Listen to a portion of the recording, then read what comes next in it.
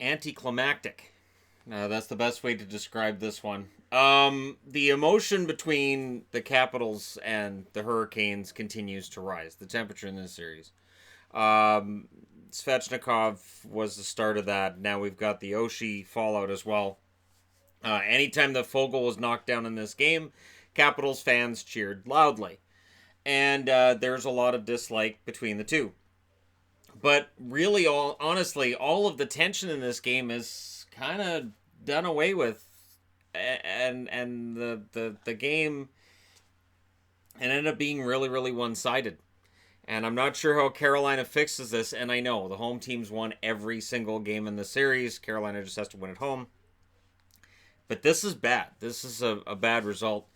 And it'll be interesting to see what Carolina does in game six. It's throwing me off because we've had a game six today, and now this one's a game six. Like, just with the extra days off, it's weird that some teams are playing more games in a shorter period than others. I've always thought that shouldn't happen in the playoffs, but that's a whole other conversation for another time. Backstrom scores in the first from Carlson and Wilson. That's on the power play, and special teams play a large role in this one. The Washington Capitals definitely taking full advantage. Washington outshoots Carolina in that first period 10-6. And yeah. Second period, who scores? Backstrom from Ovechkin. So for Carolina fans who aren't big fans of Ovechkin right now, probably not a big fan of Ovechkin coming out of this game either. Towards the end of the game, Menelanen kind of got into it with Ovechkin, and they took a good look at one another. So Ovechkin's under the skin of the Carolina Hurricanes, but he's also beaten them. Connolly scores to make it 3-0 from Ovechkin and Backstrom with Oshie out. Connolly's going to have to start scoring, and he does in this one. And that depth scoring is there.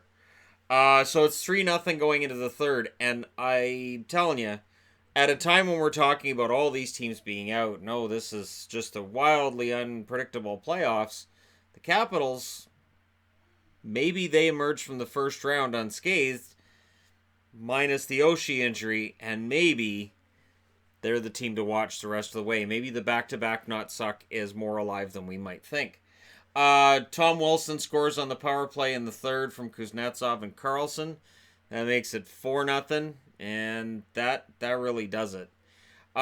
Rough game for the penalty kill. Pesce had a puck go in off his skate. Rough night for him. Dougie Hamilton had some moments there that I'm not quite sure what he was thinking, but the defensive miscues in the playoffs have been very telling. And I think that the biggest one that we're going to talk about after the first round will probably be the Jacob Trouba one, but there's probably going to be others as well. Nick Dowd then gets a penalty shot. He gets slashed by Dougie Hamilton on a breakaway, and he scores. So Nick Dowd with a goal to make it 5-0. And then just to add more insult to injury, it is Ovechkin who scores on the power play. That gives Ovechkin 3 points in this game. Kuznetsov with an assist there, and Backstrom as well. Backstrom with 4 points in this game, and 6. They scored 6, did the Capitals, against the Carolina Hurricanes, who scored a grand total of bupkis. Nothing. 0. So the series is in favor of Washington 3-2. The shots, as I said, were 10-6 Washington in the first. In the second, they were actually 15-7 for Carolina. In the third, Washington 11-9 as Washington pushes back, knowing that a good third period gets them the game and the series lead. Peter Mrazek, 22 saves on 28 shots. Do you go with McElhinney in Game 6? That's a key question for me, and I know there's going to be Carolina fans say, no, they won't. I have a funny feeling after this result that Rod Brindamore at least is going to think about it. Braden Holtby, 30 saves on 30 shots for the shutout. That is the 6th shutout of his career with the Washington Capitals, which ties Ole the goalie. So, 5 games in this one, and the Capitals have won that 5th game to push this one to the brink. I believe Game 6 is on Monday.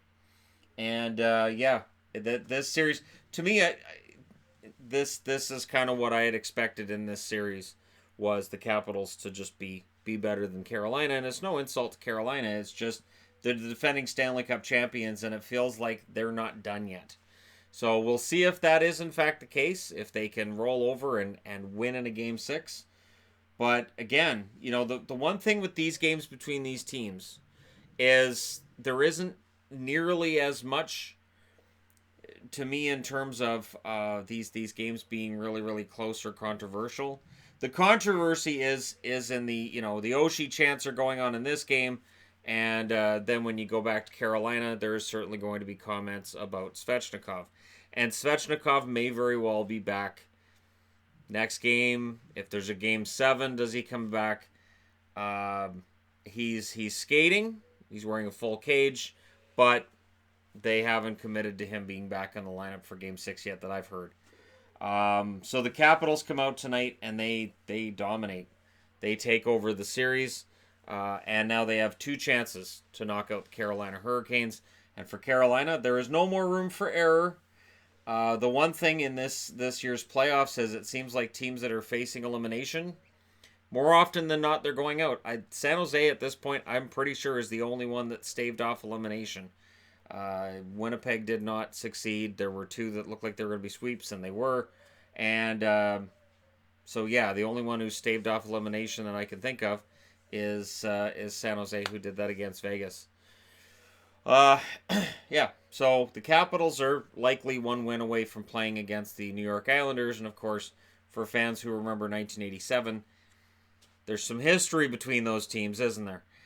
So we're a game away from seeing that, or 2 games away from seeing Carolina pull off one of the great upsets of this playoffs, which would be kind of sort of forgotten. But in a year where we're looking at division leaders being down, or 2 of them being out, the Capitals are a division leader who is up.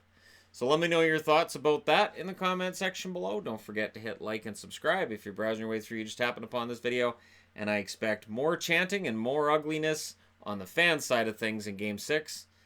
The series isn't over, but this game was over in the second period. Thank you guys so much for watching. I'll talk to you again soon.